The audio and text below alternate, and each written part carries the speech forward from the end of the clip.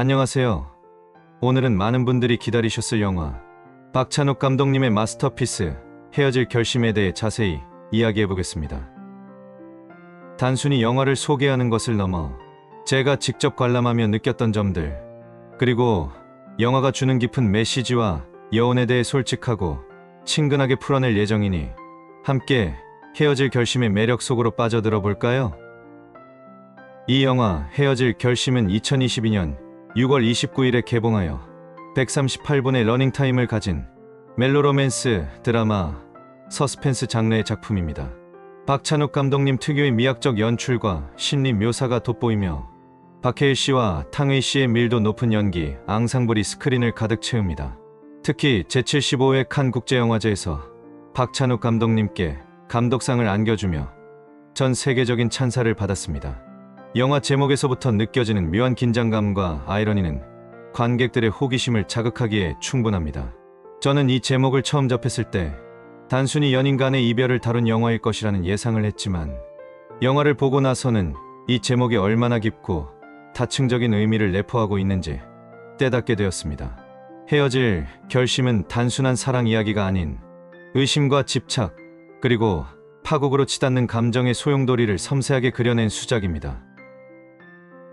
자, 그럼 이제 헤어질 결심의 심장보라 할 수 있는 줄거리와 주요 등장인물에 대해 자세히 알아보겠습니다. 이야기는 산 정상에서 한 남자가 변사체로 발견되면서 시작됩니다. 이 사건을 맡게 된 형사해준 박해일 배우님이 연기한 이 캐릭터는 댄디한 외모와는 달리 사건에 대한 집요한 탐구심을 가진 베테랑 형사입니다. 그는 사망자의 아내인 설애, 탕의 배우님이 연기한 이 신비로운 여인을 만나게 되죠. 설애는 남편의 죽음 앞에서도 좀처럼 감정을 드러내지 않는 어딘가 미묘한 태도를 보이는 인물입니다. 혜주는 설애를 유력한 용의자로 지목하고 본격적인 수사를 시작합니다.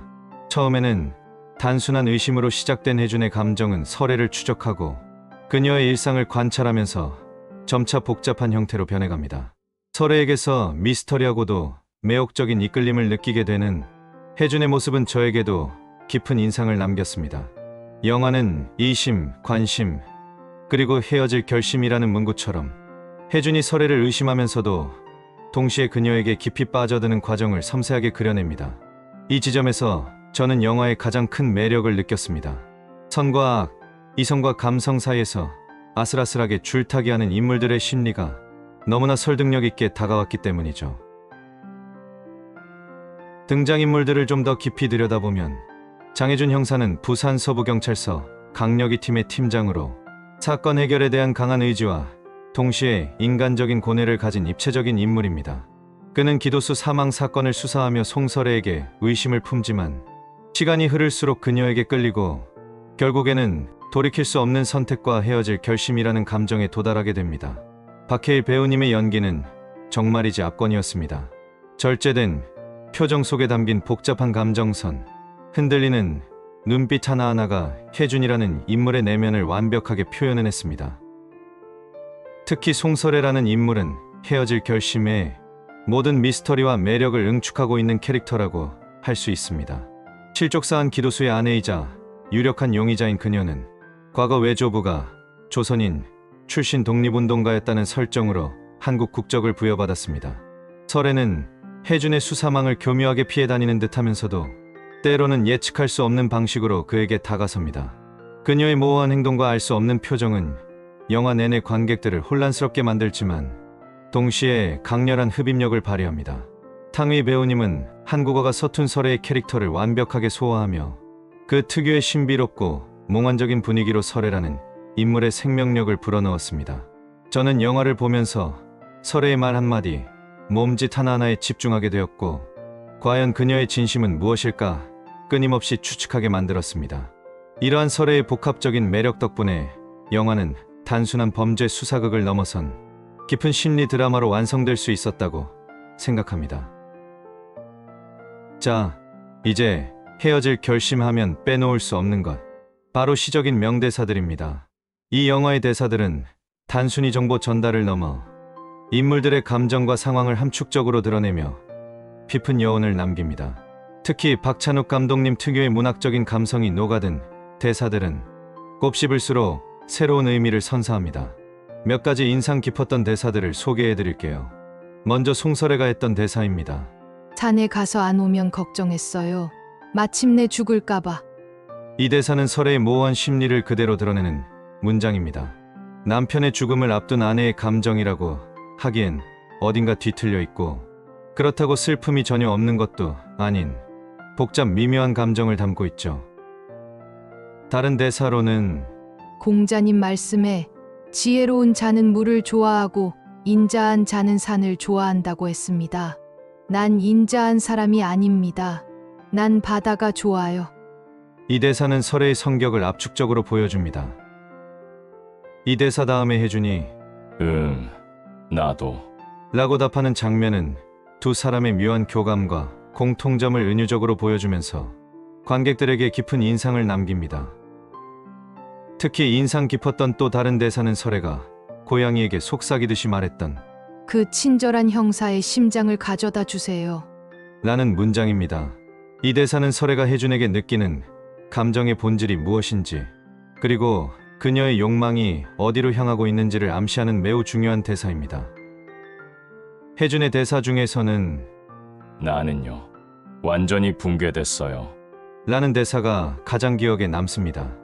이 대사는 설애와의 관계 속에서 자신의 모든 것이 흔들리고 무너져 내리는 혜준의 심경을 가장 직관적으로 보여줍니다.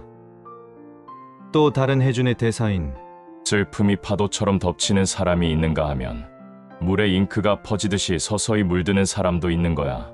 는 인간의 감정 표현 방식에 대한 깊은 통찰을 담고 있습니다. 이 대사를 통해 혜준은 설애의 감정을 자신만의 방식으로 재해석하고 이해하려 노력하죠. 이처럼 헤어질 결심의 명대사들은 단순한 문장을 넘어 인물들의 심리 상태와 서사의 흐름을 암시하는 중요한 장치로 기능합니다. 시적인 은유와 함축적인 표현들은 영화를 한층 더 깊이 있고 풍부하게 만들어줍니다.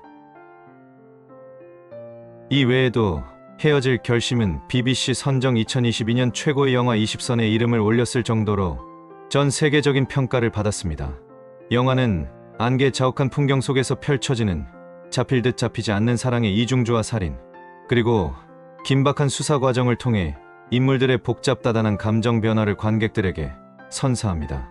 박찬욱 감독님은 이 영화로 칸 영화제 감독상을 수상하며 다시 한번 거장의 면모를 입증했고, 개봉 이후 관객들의 뜨거운 입소문에 힘입어 100만 관객을 돌파하는 등 흥행에도 성공했습니다. 제가 이 영화를 보고 느꼈던 첫인상은 아름다운 미스터리였습니다. 박찬욱 감독님 특유의 아름다운 미장센과 섬세한 연출은 영화 내내 시각적인 즐거움을 선사했으며, 여기에 탕웨이와 박해일 두 배우의 완벽한 연기 호흡이 더해져 한시도 눈을 뗄 수 없게 만들었습니다. 특히 안개, 바다, 산 등 자연 배경을 활용한 연출은 인물들의 복잡한 심리를 더욱 부각시키는 중요한 요소로 작용했습니다. 이 영화의 가장 큰 장점은 역시 심리 묘사의 깊이와 탁월함에 있다고 생각합니다.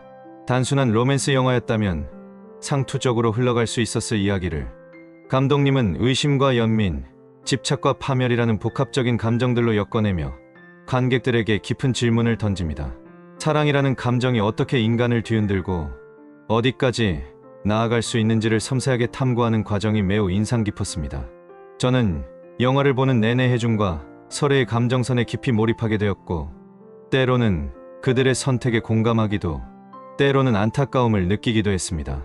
그리고 이 영화는 단순한 사랑 이야기가 아닙니다. 범죄 수사극의 틀 안에 멜로드라마를 절묘하게 녹여냄으로써 장르의 경계를 허물고 새로운 지평을 열었다고 평가할 수 있습니다. 살인 사건을 중심으로 이야기가 전개되지만 결국은 인간의 가장 복잡한 감정인 사랑과 이별, 그리고 자기 파괴의 서사를 깊이 있게 다룹니다. 이 영화를 본 후에는 잔잔하면서도 깊은 여운이 남았습니다.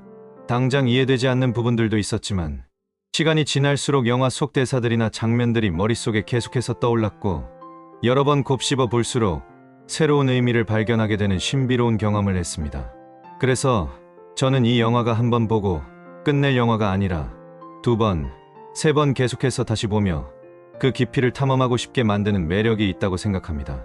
이 영화의 아쉬운 점을 굳이 꼽자면 일부 관객들에게는 다소 난해하게 느껴질 수 있다는 점입니다.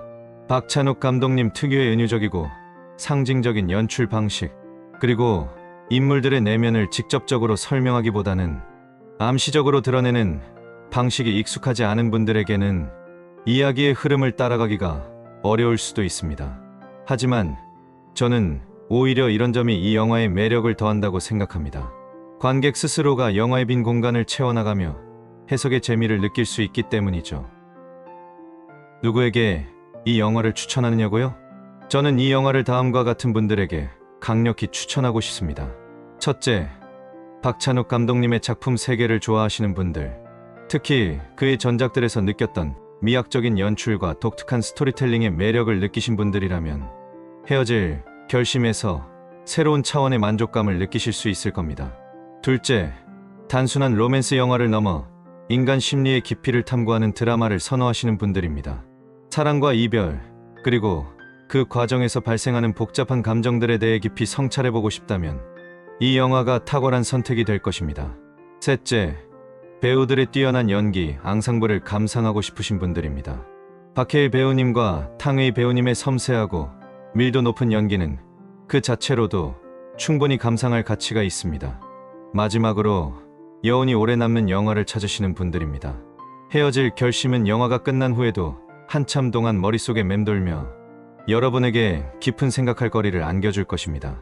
결론적으로 헤어질 결심은 단순한 영화가 아닙니다. 그것은 예술 작품에 가깝습니다.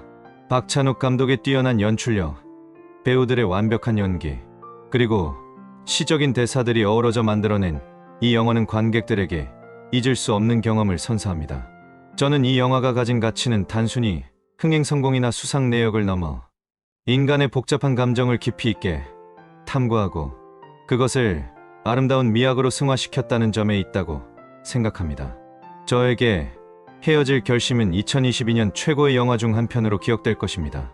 여러분도 꼭 한번 이 특별한 영화를 경험해 보시길 강력히 추천합니다. 오늘 저의 이야기가 헤어질 결심을 관람하시거나 다시 보시는데 도움이 되셨기를 바랍니다. 다음에도 흥미로운 영화 이야기로 다시 찾아오겠습니다. 감사합니다.